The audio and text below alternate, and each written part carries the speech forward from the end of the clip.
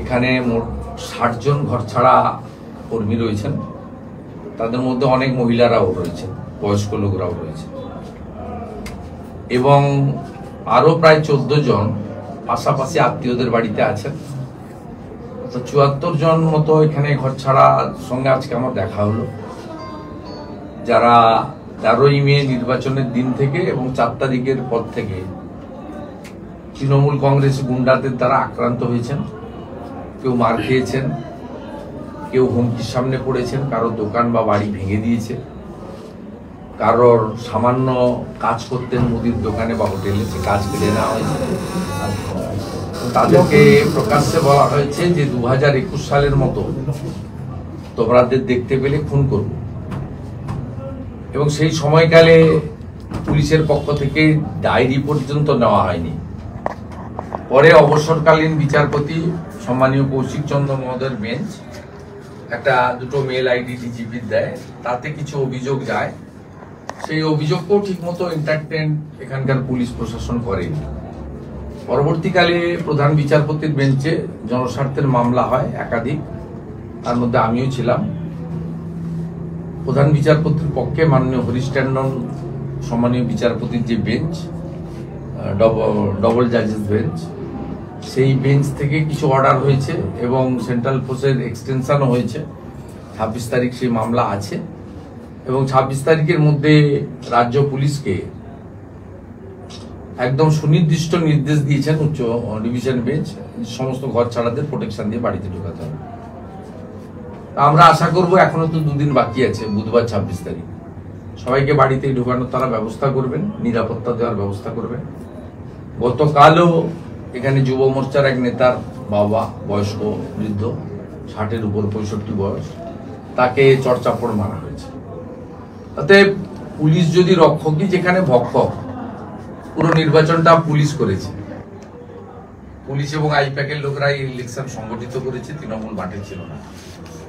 তা যার কাছে মানুষ গিয়ে নিরাপত্তা পাবে, তারাই যদি তৃণমূল কংগ্রেসের নেতা হয়ে যায়, একটা ওসি ব্লক প্রেসিডেন্ট, এসপি হচ্ছে জেলা প্রেসিডেন্ট, স্বাভাবিকভাবে তারা কোথায় যাবে? আমরা অপেক্ষায় আছি। এবং আমি যেহেতু পাবলিক ইন্টারেস্ট লিটিগেশন করেছি, আমি ঘর ছাড়াদের তালিকাও গোটা রাজ্য থেকে সংগ্রহ করেছি। আমার কাছে প্রায় ৩-৩.৫ হাজার নামের তালিকা এসেও গেছে। এখান থেকেও আজকে ৭৪ জনের নাম, ঠিকানা, মোবাইল নম্বর, পুলিশ স্টেশন নম্বর আমি নিয়ে যাচ্ছি। আমার প্রতিনিধিরা আছেন, তারা নিয়ে যাচ্ছেন। আমি বুধবার দিন হাইকোর্টে জমা দেব, যাতে মহামান্য উচ্চ আদালত রাজ্য সরকারকে, রাজ্যের পুলিশকে, কেন্দ্রীয় বাহিনীকে আরো বেশ কিছুদিন এই রাজ্যে রেখে,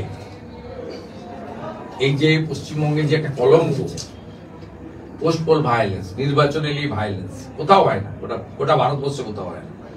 পাশের রাজ্য উড়িষ্যাতে সরকারের পরিবর্তন হয়েছে, একটাও বিজু জনতা দলের লোক বা কংগ্রেসের লোক অভিযোগ করেনি বিজেপি তাদের মেরেছে। উত্তরপ্রদেশে সমাজবাদী পার্টি অনেকগুলো সিট পেয়ে গেছে, কোনো বিজেপির লোক অভিযোগ করেনি যে তারা আক্রান্ত হয়েছে। ত্রিপুরাতে কংগ্রেস সিপিএম লড়েছে, আমাদের বিরুদ্ধে হেরেছে বিপুল ভোটে, সেখান থেকেও কোনো অভিযোগ আসছে না। একমাত্র রাজ্য যেখানে কার্যত সরকারি সিলমোহর লাগিয়ে দেওয়া হয়েছে।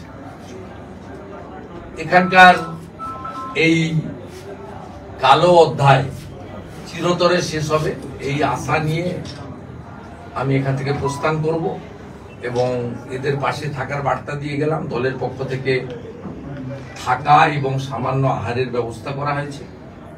আমিও আজকে তাদের পাশে দাঁড়ালাম, সহায়তা করলাম, তাদের কিছু জামা কাপড় দিলাম, তাদের সঙ্গে থাকার প্রতিশ্রুতি দিলাম। প্রায় ১০-১২ জনের কাছ থেকে কি ঘটেছিল শুনলাম, কি সমস্যা আছে শুনলাম। কেউ বলছেন বাড়ি গেলে কি করব, মুদির দোকান ছিল, চায়ের দোকান ভেঙে গুড়িয়ে দিয়েছে, আমি সেখানে গিয়ে দোকানটা তৈরি করবো কি করে? আমার তো কিচ্ছু নেই, আমি তো একদম পেনিলেস, কোনো অর্থই নেই আমার কাছে।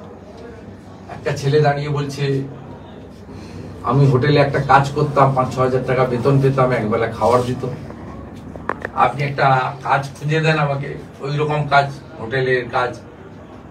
কারো বাড়িতে গিয়েও যদি পরিচারকের কাজ করতে হয়, খুঁজে দেন নলে খাবো।